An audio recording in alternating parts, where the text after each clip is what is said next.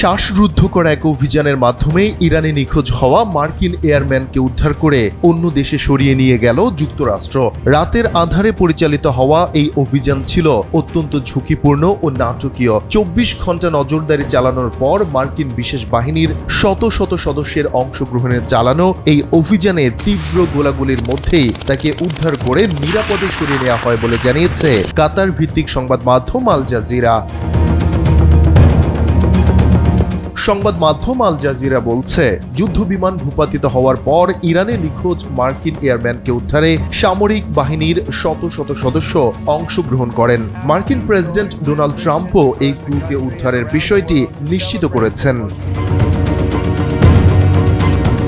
ঘটনার বিবরণ অনুযায়ী মার্কিন সামরিক বাহিনীর F-15E যুদ্ধবিমান ভূপাতিত হওয়ার পর ওই ক্রু সদস্য 2 দিন ধরে নিখোঁজ ছিলেন। JBS holdings limited.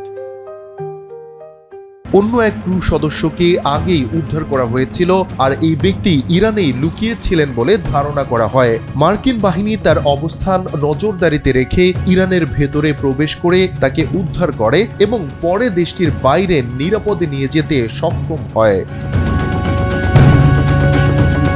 Al Jazeera আরো বলছে, এই অভিযানটি ছিল অত্যন্ত নাটকীয়। সাধারণত এই ধরনের অভিযান রাতের অন্ধকারে শুরু হয়, এক্ষেত্রেও তাই হয়েছে, তবে শেষ হয় দিনের আলোতে। সবকিছু পরিকল্পনা অনুযায়ী হয়নি। নিখোঁজ ক্রু সদস্যের কাছে পৌঁছানোর সময় তীব্র গোলাগুলির ঘটনা ঘটে, আর এই গোলাগুলির মধ্যেই তাকে উদ্ধার করে নিরাপদে সরিয়ে নেওয়া হয়। তবে বর্তমানে তিনি যুক্তরাষ্ট্র রয়েছেন নাকি অন্য কোনো দেশে রয়েছেন সেটি নিশ্চিত হওয়া যায়নি। এর আগে ইরানের আকাশে ভূপাতিত F-15E যুদ্ধবিমানের নিখোঁজ ওয়েপন্স অফিসারকে উদ্ধার করা হয়েছে বলে জানান মার্কিন প্রেসিডেন্ট ডোনাল্ড ট্রাম্প।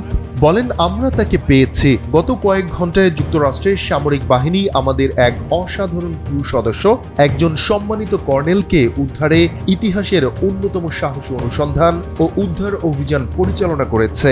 আমি আনন্দের সঙ্গে জানাচ্ছি তিনি এখন সম্পূর্ণ নিরাপদ রয়েছেন।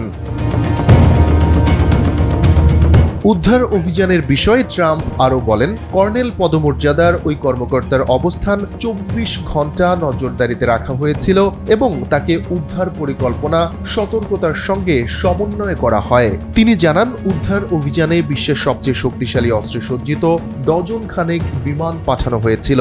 ট্রাম্প বলেন, তিনি আহত হয়েছেন, তবে সুস্থ হয়ে যাবেন। এদিকে এই উদ্ধার অভিযানের বিষয়ে ইরানের পক্ষ থেকে আনুষ্ঠানিকভাবে এখনো কোনো মন্তব্য করা হয়নি। শফিকুল ইসলাম শান্ত, NBB।